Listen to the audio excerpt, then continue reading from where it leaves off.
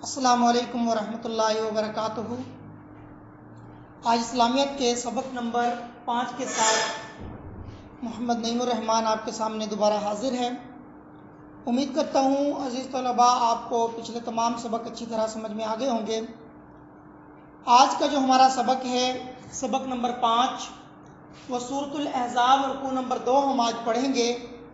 رکوع نمبر 2 کی آیت 9 تا 16، یعنی کہ 9 سے لے کر 16 تک جتنی آیات ہیں یہ ہم آج پڑھیں گے، اور اس کی تفسیر۔ اور آج کی جو آپ کی ڈائری ہوگی، وہ ڈائری آپ کی یہی ہوگی کہ 9 تا 16 آیت کا ترجمہ آپ نے اچھی طرح یاد کرنا ہے اور اس کی رف پریکٹس کرنی ہے۔ تو بلا کسی تاخیر ہم اپنا سبق کا آغاز کرتے ہیں۔ اعوذ باللہ من الشیطان الرجیم، بسم اللہ الرحمن الرحیم۔ یا ایہا الذین آمنوا اذکروا نعمت اللہ علیکم اذ جاءتکم جنود فارسلنا علیہم ریحا وجنودا لم تروها وکان اللہ بما تعملون بصیرا۔ یا ایہا الذین، اے لوگو۔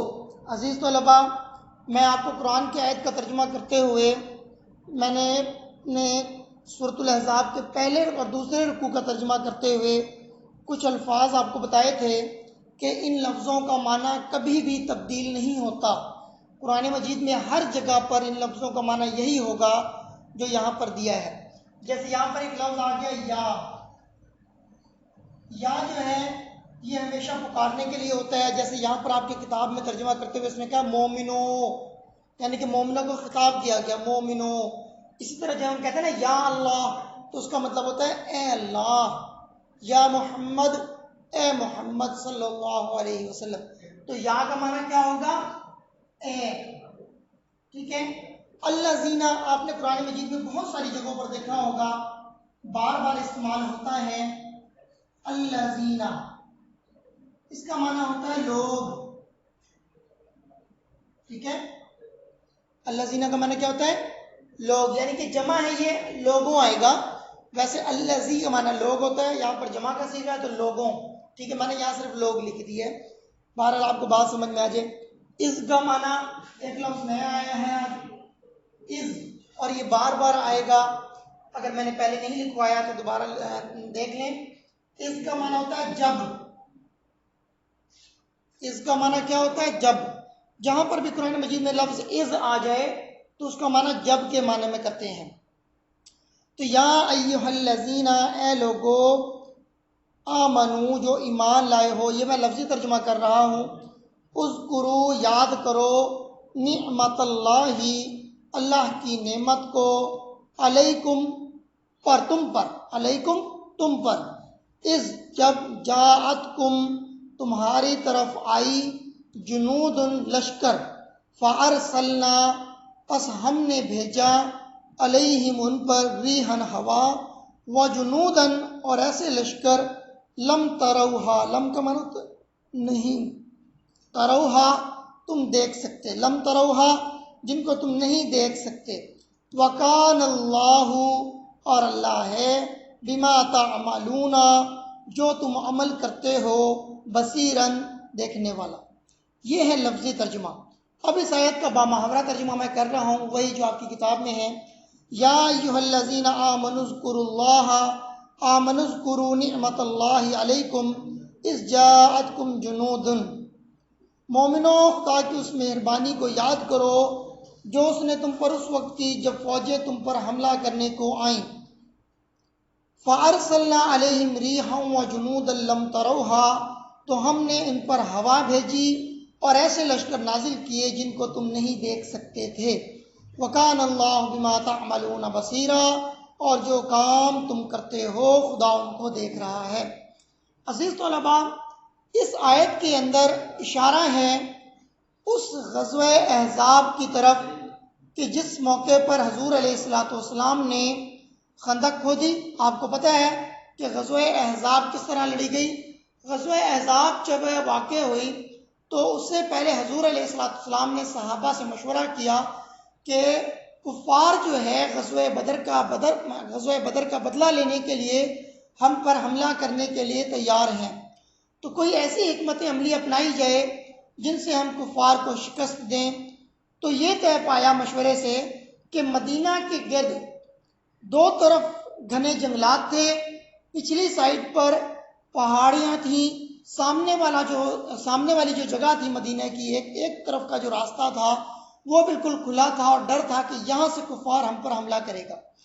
تو اس حملے سے بچنے کے لیے یہ فیصلہ کیا گیا کہ مدینہ کے چاروں طرف، مدینہ کے اس طرف جہاں سے کفار ہم پر حملہ کر سکتا ہے، ایک خندق کھود دی جائے، اور ایک 5 فٹ سے بھی زیادہ گہری تھی یہ خندق جو کھودی گئی، اور اس میں تقریباً 20 سے بھی زیادہ دن لگے اس کو کھودنے میں۔ اور کفار کا لشکر جب مسلمانوں پر حملہ کرنے کے لیے آیا تو بڑا حیران ہوا اس مسلمانوں کے اس چال سے کہ یہ مسلمانوں نے کیا کر دیا۔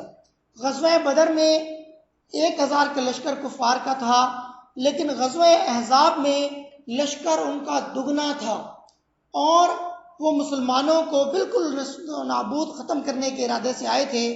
اب جب انہوں نے دیکھا کہ تو خندق کھودی ہوئی ہے اور ہم مسلمانوں پر حملہ نہیں کر سکتے، جبکہ حضور علیہ السلام اپنے جانثار لشکر کے ساتھ خندق کے اس پار بیٹھ کر یہ سارا معاملہ دیکھ رہے تھے۔ کفار نے خندق کے دوسری طرف خیمے لگائے، خیمے لگانے کے بعد وہاں پر پڑاؤ ڈالا اور اپنی طرف سے ہر ممکن کوشش شروع کر دی کہ کسی طرح اس خندق کو پار کر کے مسلمانوں پر حملہ کیا جا سکے، لیکن سوائے ایک شخص کے کوئی بھی اس خندق کو نہ پار کر سکا۔ اب وہ ایک شخص جس نے خندق پار کیا اس کو بھی حضرت علی رضی اللہ تعالیٰ عنہ نے قتل کر دیا، اور اس طرح کافی دن وہاں پر کفار اپنا لشکر لے کر بیٹھے رہے، اور اللہ رب العزت نے مسلمانوں کی مدد اس طرح کی کہ ان پر آندھی بھیجی، جہاں پر جس کا ذکر ہے کہ ہم نے ان پر ہوا بھیجی۔ وہ ہوا جو تھی وہ اتنی تیز تھی کہ ان کے خیمے اڑ گئے، ان کا ساز و سامان اڑنے لگا، تو کفار نے وہاں سے بھاگنے میں ہی اور واپس لوٹنے میں ہی اپنی نجات سمجھی۔ اسی بات کا ذکر یہاں پر ہے۔ اس کے ساتھ ساتھ اللہ رب العزت نے جیسے غزوہ بدر میں اپنے فرشتے نازل کیے تھے، غزوہ احزاب کے موقع پر بھی اپنے کچھ ایسے مخلوق کو نازل کیا جس کو مسلمان تو نہیں دیکھ سکتے تھے، لیکن اللہ کے رسول صلی اللہ علیہ وسلم کو اس بات کا علم تھا۔ اللہ رب العزت نے اسی بات کو اس آیت کے اندر بیان کیا ہے۔ کیا بیان کیا؟ کہ مومنو خدا کی اس مہربانی کو یاد کرو جب اس نے تم پر اس وقت فوجیں بھیجی، جب مومنو خدا کی اس مہربانی کو یاد کرو جو اس نے تم پر اس وقت کی جب فوجیں تم پر حملہ کرنے کو آئیں، تو ہم نے اس مراد اللہ ہے، اللہ کہہ رہے تو ہم نے ان پر ہوا بھیجی اور ایسے لشکر نازل کیے جن کو تم نہیں دیکھ سکتے تھے۔ وَكَانَ اللَّهُ بِمَا تَعْمَلُونَ بَصِيرًا، اور خدا ان کو دیکھ رہا ہے۔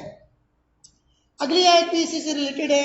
اِذْ جَاءُوكُمْ، جب تمہاری طرف آئیں، مِنْ فَوْقِكُمْ، تمہارے اوپر سے، وَمِنْ أَسْفَلَ مِنْكُمْ، اور تمہارے نچلی طرف سے، وَإِذْ، اور جب، زاغت، ٹیڑھی ہو گئی، زاغت پھر گئی، الابصار، آنکھیں، وَبَلَغَتِ الْقُلُوبُ، اور دل پہنچ گئے، الحناجر، گردنوں تک، وَتَظُنُّونَ، اور تم گمان کرنے لگے، باللہ الظنون، اللہ کی نسبت، الظنون، طرح طرح کے گمان۔ بامحاورہ ترجمہ دیکھیں، پھر میں آپ کو سمجھاتا ہوں کہ اس آیت میں کیا بات بیان کی گئی ہے۔ اِذْ جَاءُوكُمْ مِنْ فَوْقِكُمْ وَمِنْ أَسْفَلَ مِنْكُمْ وَإِذْ زَاغَتِ الْأَبْصَارُ وَبَلَغَتِ الْقُلُوبُ الْحَنَاجِرَ، جب وہ تمہارے اوپر اور نیچے کی طرف سے تم پر چڑھ آئے، کون؟ لشکر، اور جب آنکھیں پھر گئی اور دل مارے دہشت کے گلوں تک پہنچ گئے، وَتَظُنُّونَ بِاللَّهِ الظُّنُونَ، اور تم خدا کی نسبت طرح طرح کے گمان کرنے لگے۔ مطلب کہ وہ لوگ کہ جو اس لشکر میں شامل تھے، جب انہوں نے دیکھا کہ کفار اتنا بڑا لشکر لے کر حملہ کرنے کے لیے تیار ہے، تو وہ اللہ کے بارے میں طرح طرح کے گمان کرنے لگے۔ تو پھر اللہ رب العزت نے اپنی مدد بھیجی، وہ آندھی بھیجی اور کفار کو وہیں سے واپس خندق کی دوسری طرف سے واپس لوٹا دیا۔ اور پھر اللہ رب العزت نے اس لشکر کو دکھا کر، کفار کے لشکر کو دکھا کر، یہ نبی علیہ السلام پر یہ خبر واضح کر دی، یہ بات واضح کر دی کہ دیکھ لیں کون سے ایسے لوگ ہیں جو ہمیشہ آپ کا ساتھ دیں گے اور کون آپ کی مخالفت کرنے والے ہیں۔ جو منافقین تھے اور جن کے دلوں میں بیماری تھی وہ طرح طرح کے بہانے کرنے لگے اس جنگ سے واپس لوٹنے کے لیے، اللہ رب العزت نے اس کا بھی ذکر یہاں پر کر دیا۔ کیا فرمایا؟ ہنالک ابتلی المؤمنون وزلزلوا زلزالا شدیدا، وہاں مومن آزمائے گئے، ہنالک کا معنی ہے وہاں پر، ابتلیا آزمائے گئے، المؤمنون مومن، وہاں مومن آزمائے گئے، وزلزلوا اور ہلائے گئے، زلزالا شدیدا سخت طور پر ہلانا۔ کیا مطلب کہ یہاں پر اللہ رب العزت نے مومنوں کی سخت آزمائش کی، یعنی کہ اپنا لشکر نہیں بھیجا، پہلے صرف کفار کے لشکر کو دیکھ کر مومن جو تھے، جن کے دل ابھی پوری طرح اسلام کی طرف راغب نہیں ہوئے تھے، اور اس کے علاوہ وہ لوگ جو منافق تھے اور مدینہ میں رہ کر جنہوں نے بنو قریظہ سے یہودیوں کے ساتھ دوستی کا معاہدہ کر لیا تھا، وہ لوگ وہ واضح ہو گئے۔ اللہ رب العزت نے یہاں پر یہی فرما دیا کہ وہاں پر مومن آزمائے گئے۔ جو مومن ثابت قدم رہے، اس کا مطلب یہ کہ وہ پکے مومن تھے، ان کے دلوں میں کسی قسم کی کوئی بیماری نہیں تھی، اور جو وہاں پر ڈر گئے اور واپس لوٹنے لگے اور کفار کے لشکر کو دیکھ کر اللہ کے بارے میں، اللہ کے رسول صلی اللہ علیہ وسلم کے بارے میں طرح طرح کے گمان کرنے لگے۔ یہ گمان کیا تھا، اس کا بھی ذکر آگے آ جائے گا۔ وہ کہہ رہے تھے یہی ہے وہ جس کا اللہ اور اس کے رسول نے ہم سے وعدہ کیا، اور بعض ان میں سے کہنے لگے اللہ کے رسول صلی اللہ علیہ وسلم نے تو ہمیں مروانے کا وعدہ کر لیا ہے، اب تو لگتا ہے اللہ کے رسول صلی اللہ علیہ وسلم ہمیں یہاں پر مروا دیں گے۔ لیکن اللہ رب العزت نے غزوہ بدر کی طرح غزوہ احزاب میں بھی مسلمانوں کی مدد کی، اور ایسے لشکر بھیجے جن کو مسلمان نہیں دیکھ سکتے تھے، اور ہوا بھیج کر کفار کے تمام خیموں کو اڑا دیا۔ اگلی آیت ہے، اگلی آیت میں اسی بات کا ذکر ہے جو منافق یہ بات کہتے تھے کہ اللہ نے کیا وعدہ کیا ہم سے، اللہ نے کس چیز کا وعدہ کیا ہے ہم سے، ٹھیک ہے، اسی بات کا ذکر آیت نمبر 12 میں کیا جا رہا ہے۔ غور سے دیکھیں، واعظ اور جب، واؤ کا معنی میں نے آپ کو پہلے لکھوا دیا تھا، اس کا معنی جب ہوتا ہے۔ واعظ اور جب، یقولو کہتے تھے، المنافقون منافق لوگ، والذین اور وہ لوگ، فی کا معنی میں ہوتا ہے بیماری، مرض بیماری، وَإِذْ يَقُولُ الْمُنَافِقُونَ وَالَّذِينَ فِي قُلُوبِهِمْ مَرَضٌ، اور جب منافق اور وہ لوگ جن کے دلوں میں بیماری ہے کہنے لگے، ما وعدنا اللہ، ہم سے وعدہ کیا ہے اللہ نے، ورسولہ اور اس کے رسول نے، الا مگر، غرورا دھوکے کا۔ الا کا معنی کیا ہوتا ہے عزیز طلباء؟ الا میں آپ کو بتا دوں، الا کا معنی زیادہ تر قرآن مجید میں مگر کے معنی میں آتا ہے۔ مگر ہم کہتے ہیں نا اگر مگر، بھائی یہ کام نہ کرو، اگر تم ایسا کرو گے، مگر ہم پھر درمیان میں استعمال کر لیتے ہیں۔ ساری قوم آئی، ساری قوم میرے پاس مجھ سے ملنے کے لیے آئی، مگر موسیٰ نہیں آیا، ٹھیک ہے، جیسے ہم ایک مثال دیتے ہیں، یہ میں نے مثال دیا آپ کو، تو مگر اس معنی میں آتا ہے، الا مگر، ٹھیک ہے۔ اب یہاں پر دیکھیں ترجمہ، با محاورہ ترجمہ میں کرنے، غرورہ کا معنی بیٹا ہے دھوکا، غرورہ کا لفظی معنی کیا ہے؟ دھوکا۔ اب با محاورہ ترجمہ کتاب والا میں کر رہا ہوں۔ وَإِذْ يَقُولُ الْمُنَافِقُونَ وَالَّذِينَ فِي قُلُوبِهِمْ مَرَضٌ، اور جب منافق اور وہ لوگ جن کے دل میں بیماری ہے کہنے لگے، ما وعدنا اللہ ورسولہ الا غرورا، کہ خدا اور اس کے رسول نے تو ہم سے محض دھوکے کا وعدہ کیا ہے، یعنی کہ وہ اللہ کے اللہ کے کہہ رہا ہوں، کفار کے اس لشکر کو دیکھ کر وہ لوگ پریشان ہوئے جب، تو پھر وہ منافق کہنے لگے بھئی یہ لشکر تو ہمیں ختم کر دے گا۔ تو اللہ واضح کرانا چاہتا تھا کہ دیکھو کون لوگ منافق ہیں اور کن کے دلوں میں اللہ رب العزت نے پختہ ایمان رکھا ہے۔ تو منافق لوگ پریشان ہو گئے، لیکن اللہ نے جب بعد میں اپنا لشکر نازل کیا اور ہوا بھیجی تو وہ پھر اللہ کی نصرت کو دیکھ کر حیران و پریشان ہو گئے۔ اس کے بعد ایک گروہ اس میں سے ایسا بھی تھا جو ان کفار کے لشکر کو دیکھ کر ڈرنے لگا، اور کیا کہنے لگا کہ رسول اللہ صلی اللہ علیہ وسلم سے اجازت مانگنے لگا، یعنی کہ وہ اجازت ایسی تھی کہ وہ بہانہ کر رہے تھے اس غزوہ احزاب سے واپس مدینہ کی طرف لوٹنے کا، اپنے گھروں کی طرف لوٹنے کا، کیونکہ یہ خندق جو تھی یہ مدینہ سے باہر کی طرف رہ کر کھودی گئی تھی۔ تو وہاں پر جب تھے انہوں نے کہا بھی اگر کفار کا لشکر اس خندق کو پار کر لے گا یہ تو پھر ہم پر چڑھ آئے گا اور ہمیں ختم کر دے گا، تو یہ حضور علیہ الصلوۃ والسلام سے طرح طرح کے بہانے کرنے لگے. کیا کہنے لگے؟ آئیے پڑھتے ہیں. وَإِذْ اور جب قالت کہنے لگا، کہتا ہے طائفۃ گروہ منہم ان میں سے، یا اہل یثربا اے اہل مدینہ، لا مقام لکم تمہارے لیے ٹھہرنے کا مقام نہیں، فرجعوا پس لوٹ چلو، ویستاذنوا اور اجازت طلب کرنے لگا. ویستاذنوا کا معنی کیا ہے؟ اور اجازت طلب کرنے لگا فریق گروہ منہم ان میں سے، النبی نبی کریم صلی اللہ علیہ وسلم سے، یقولون وہ کہتا تھا، کون سا وہ گروہ جو اجازت طلب کرنے لگا؟ وہ کہتے تھے انا بے شک، بیوتنا ہمارے گھر، عورتن کھلے پڑے ہیں. اور اللہ پاک کیا کہہ رہے ہیں؟ وما ہی بعورتن حالانکہ وہ کھلے نہیں تھے، ان یریدو وہ تو چاہتے تھے، وہ ارادہ رکھتے تھے، الا فرارا مگر بھاگنے کا. با محاورہ ترجمہ دیکھیں اس آیت کا. وَإِذْ قَالَتْ طَائِفَةٌ مِّنْهُمْ يَا أَهْلَ يَثْرِبَ لَا مُقَامَ لَكُمْ فَارْجِعُوا اور جب ان میں سے ایک جماعت کہتی تھی کہ اے اہل مدینہ تمہارے لیے ٹھہرنے کا مقام نہیں، یعنی کہ یہاں پر لشکر کے ساتھ رکنے کا کوئی جواز نہیں، تو لوٹ چلو. وَيَسْتَأْذِنُوا فَرِيقٌ مِّنْهُمُ النَّبِيَّ يَقُولُونَ إِنَّا بُيُوتَنَا عَوْرَةٌ اور ایک گروہ ان میں سے پیغمبر صلی اللہ علیہ وسلم سے اجازت مانگنے اور کہنے لگا کہ ہمارے گھر کھلے پڑے ہیں. وما هي بعورة حالانکہ وہ کھلے نہیں تھے، ان یریدون الا فرارا وہ تو صرف بھاگنا چاہتے تھے. جیسے کہ میں نے پہلے آپ کو بتایا کہ حضور علیہ السلام سے وہ طرح طرح کے بہانے کر کے وہاں سے بھاگنا چاہتے تھے، جبکہ ان کے دلوں میں بیماری تھی. وہ یہاں سے صرف کفار سے لڑے بغیر ہی یہاں سے واپس لوٹنا چاہتے تھے. اسی بات کا ذکر یہاں پر ہے. اور بہانے بنانے لگے کہ اے نبی کریم صلی اللہ علیہ وسلم ہمارے تو گھر کھلے پڑے ہیں، ہمارے بچے اکیلے ہیں، ہماری مویشیاں اکیلی ہیں. اس طرح کے بہانے کرنے لگے کہ وہاں پر کوئی آ نہ جائے، کوئی ہماری چیزیں نہ اٹھا کر لے جائے. اس طرح کے طرح طرح کے بہانے کرنے لگے صرف جنگ سے بھاگنے کے لیے. آگے اللہ رب العزت نے کیا فرمایا؟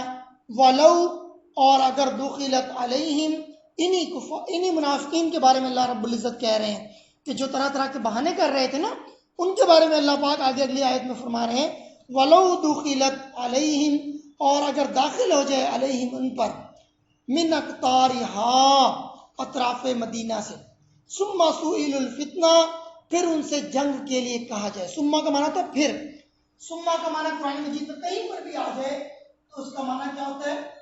پھر.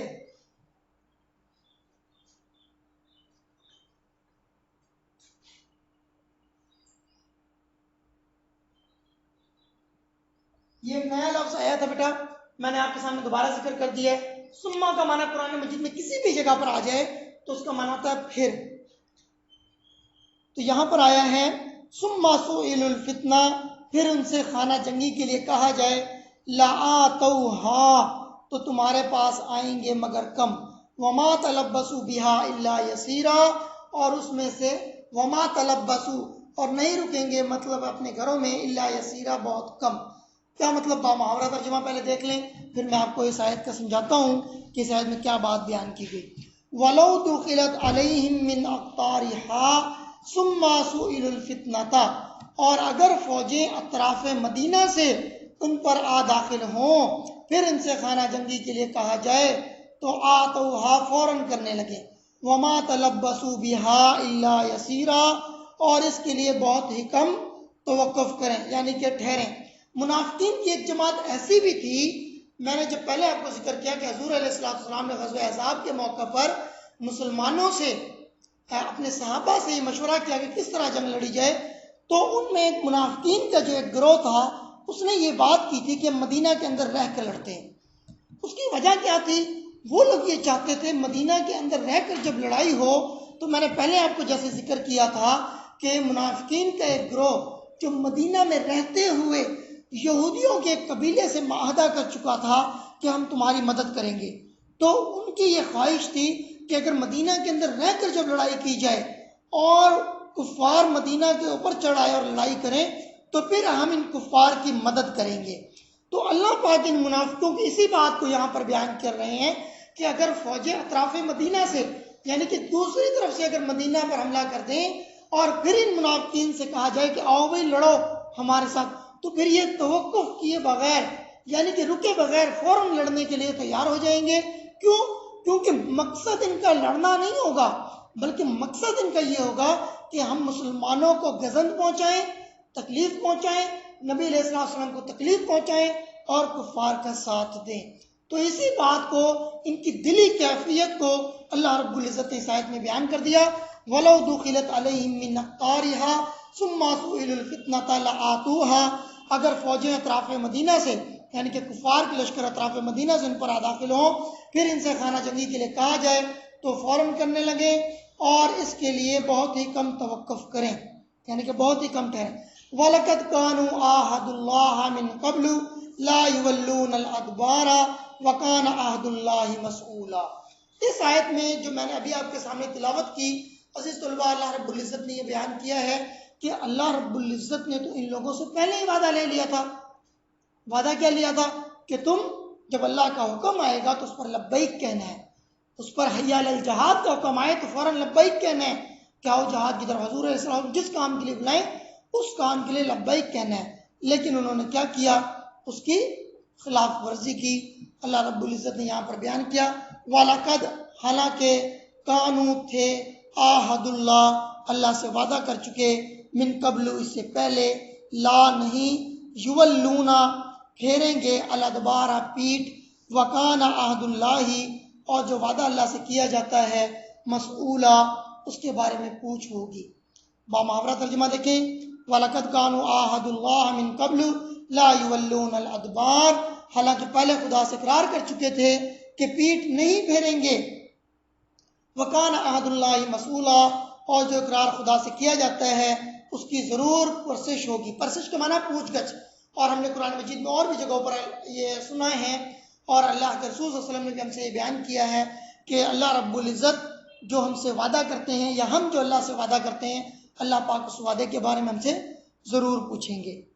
اگلی آیت دیکھیں، کل کہہ دو، لن ينفعکم الفرار، اگر تم، لن ينفعکم، ہرگز تمہیں نفع نہیں دے گا، فرار بھاگنا، ان فرر تم، اگر تم بھاگنا چاہتے ہو، من الموت، موت سے، اول قتل، یا قتل کیے جانے سے، وَإِذًا لَا تُمَتَّعُونَ، اور ان میں سے کم ٹھہریں،